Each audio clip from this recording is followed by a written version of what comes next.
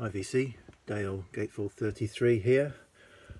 So I clearly need to stop watching YouTube videos as I'm ending up doing response videos to response videos that I've been watching. So I've just watched some responses to a thread started by Chris Propfe around 5 instrumentals by bands that you wouldn't normally associate with instrumentals.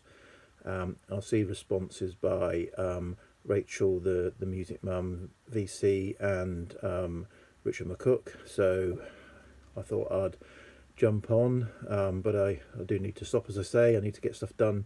So it's Saturday here in the UK, Saturday morning under lockdown, but I want to get out in the garden. It's been raining.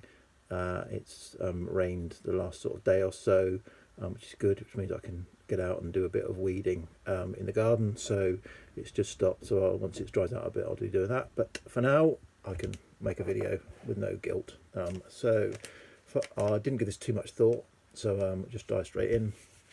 First one is a fairly obvious choice, I think. So this is Sabbath Bloody Sabbath by Black Sabbath, and this probably caused fans at the time to scratch their heads and think, what on earth is this? But this is Fluff on this album. 4 minutes of lovely acoustic guitar work and a beautiful track, but as I said, probably a little bit strange to Black Sabbath fans when it came along. So that's my first choice, Fluff. Well, I had to put some Kate Bush in, so I have gone for one of her B-sides, so One Last Look Around the House Before We Go, a short piano piece.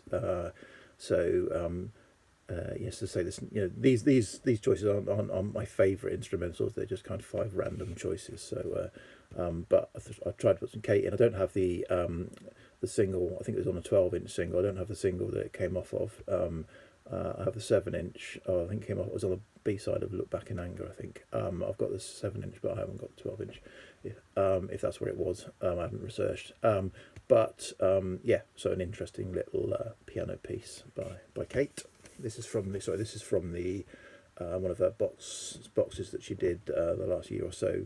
The 4th box set that had all of the single mixes and B-sides and covers and stuff. So picked that up because I thought that was a really good box to get. Next is a band called Calexico. I've got quite a few of their albums on CD. This is the only one I've got on vinyl. I've got some collaborations with Iron and Wine on vinyl as well. In fact, no, I think I do have another Calexico album on vinyl. Anyway, that's not what this is about. It's about this. So this is a live album that they did, and the track that I'm picking off of this, which appeared originally on their Black Light album, is, and I'm going to have to look at this, Minas de Cobra. So apologies if I butchered the pronunciation there.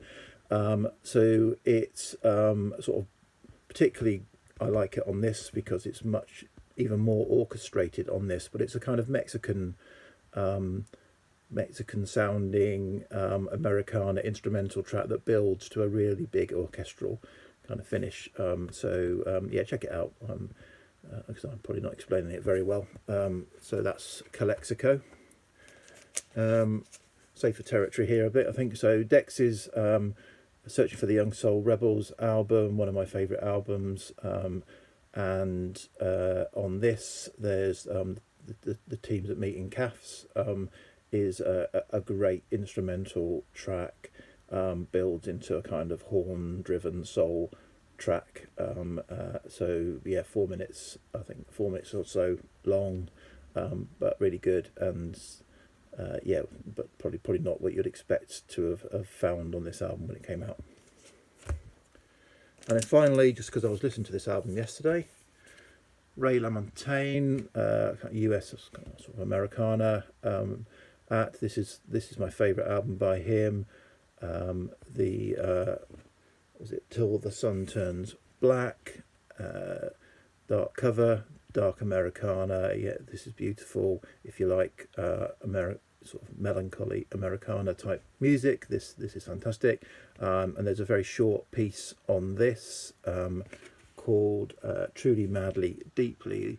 So less than 2 minutes long of some acoustic sort of strumming, acoustic guitar with picked acoustic guitar over the top. Beautiful, beautiful track that fits within a beautiful, beautiful album. So really recommend this. I've got quite a few Ray LaMontagne albums. Yeah, originally came to him. He had a hit with the song Trouble off of the album Trouble, and I must admit that the song Trouble I've had too much of it. I wasn't a massive fan, but it kind of got me noticed. So I think on that album I would probably skip Trouble when I play it, and play the rest of the album, which is really good, and all the other stuff is really good. But yeah, so I think the song that made him most famous or brought it to attention is my least favourite of his. But yeah, so I'll stop rambling there. So Ray LaMontagne and Truly Madly Deeply is my 5th choice. Okay, cheers, thanks, bye.